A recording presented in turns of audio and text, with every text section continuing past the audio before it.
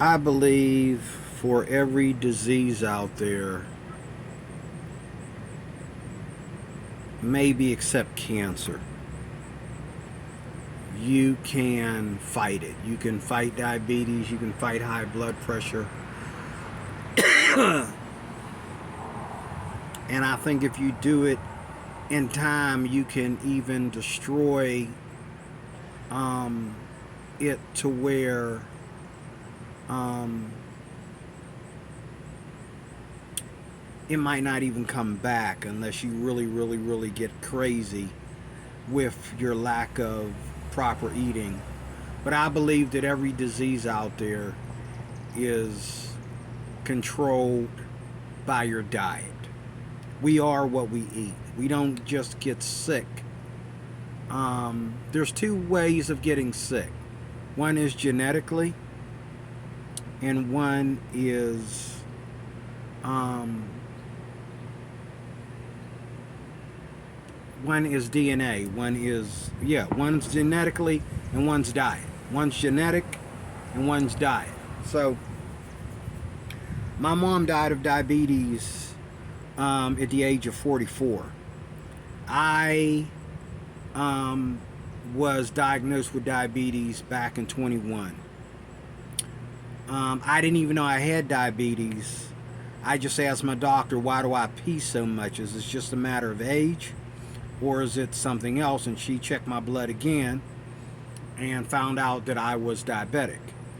And I've never ever had any other problems other than peeing. The scary thing is, my mom's diabetes. She lost her whole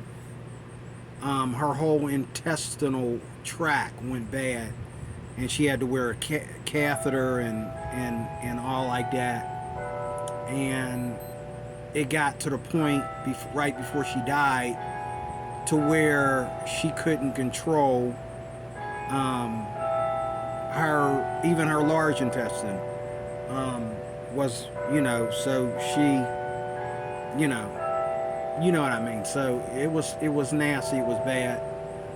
um, and she also lost her limbs to where she couldn't walk. Now she didn't get no amputations, but she did lose her limbs to the point to where she couldn't walk.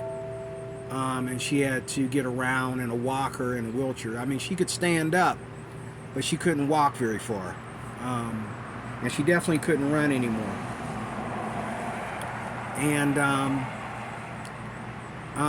diabetes is running my family. I think my mom had it worse than everybody else in the family. More people in my family had high blood pressure and lung cancer than they had diabetes. Um, I have asthma, so I got to be careful that I don't let it, if I can, Lord willing, let it go as far as emphysema or lung cancer. Okay? But I believe everything starts with your diet. And when I moved away from home, from my grandmother's house after my mom died, after high school, I didn't eat like I used to. Now, when I got married back in 1990, I began to eat like, I did at my grandmother's house. I began to eat a lot of good, wholesome, high sodium, and a lot of sugar. And I ate to my heart's content. Um, you know, the thing is, I was very active at that time, so I didn't even know that I was, and that's another thing too. When you eat, the more you eat, the more calories you need to burn on a daily level. Let me say that again. The more you eat, the more calories you need to burn on a daily level. And so even though I was working, I was active, um, as I was getting into, my late 30s, um, I noticed that I couldn't like just run, around the block. You know, that should have been a red flag for me. I can't run around the block, and I'm only what, I'm barely, I'm what, 40 years old, and I can't run around a block. I can't run a half a mile. I can't run a quarter of a mile, okay, without stopping and feeling like, and I'm not even talking about because of my asthma. I'm talking about when I have my medication fully, everything high dosed in me, and I got, you know, I got enough coffee in me and everything else, everything's there. I can't even run around the block. I can't run around the corner without stopping at the corner and huffing and puffing, okay?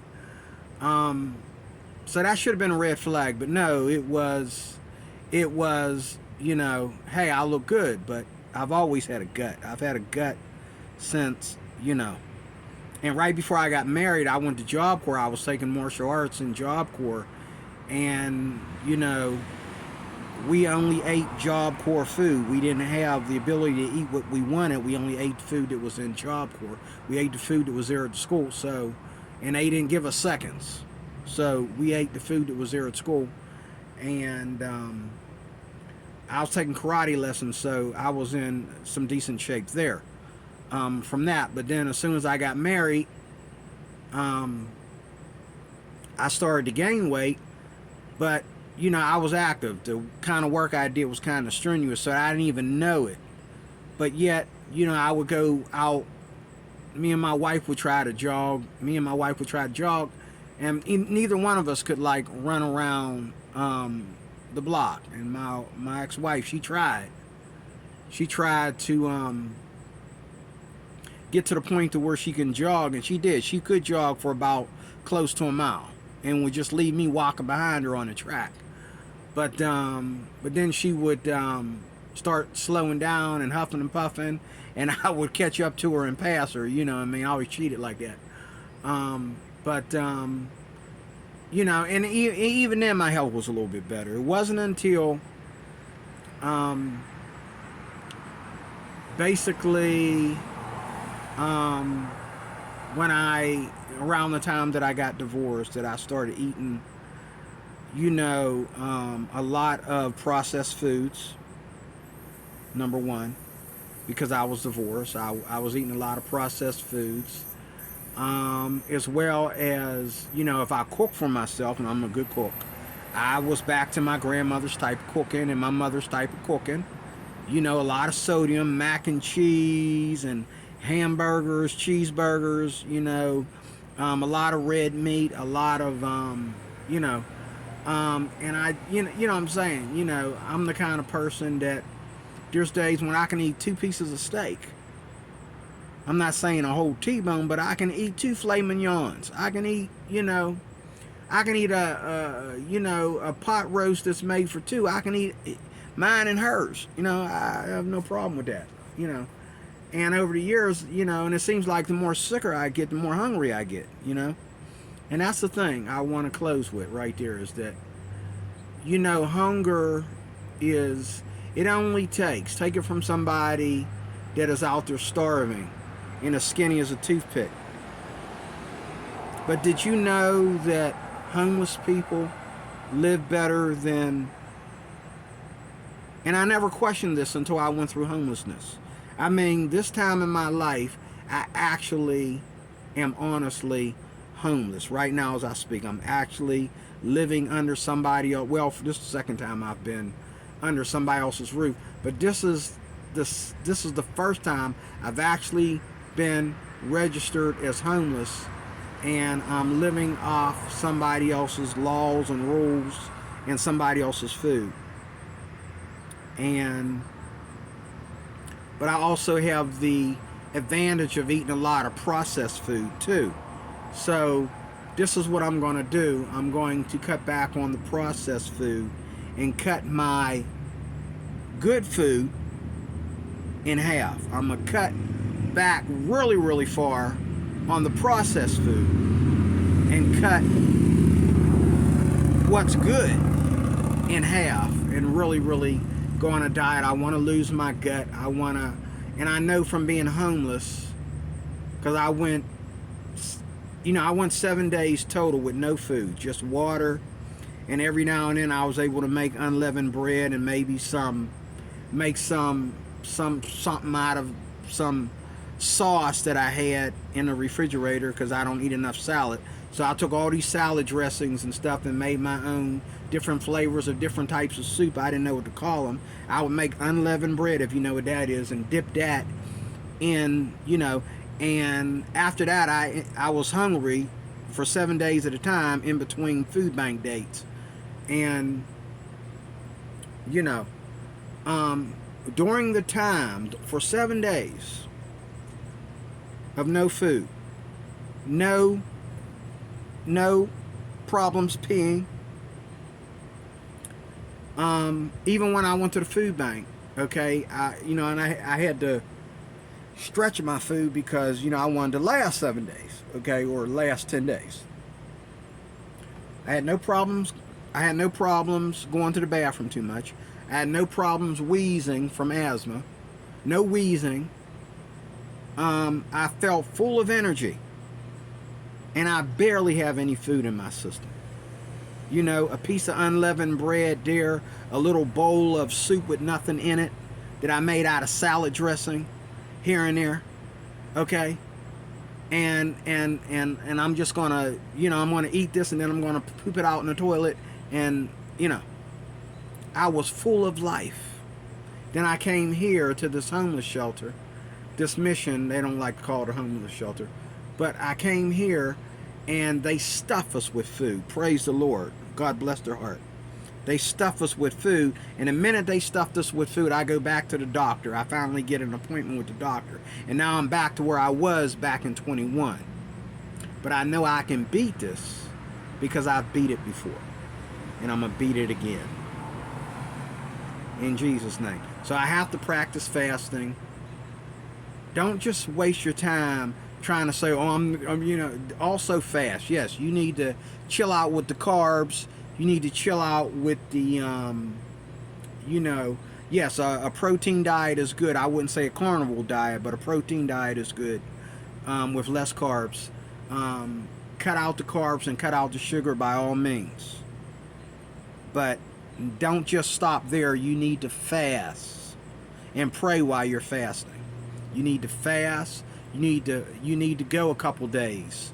Put yourself on a schedule where at least one day, start off with 1 day a week, you're going to fast, and then bring that up to 2 days, to 3 days a week.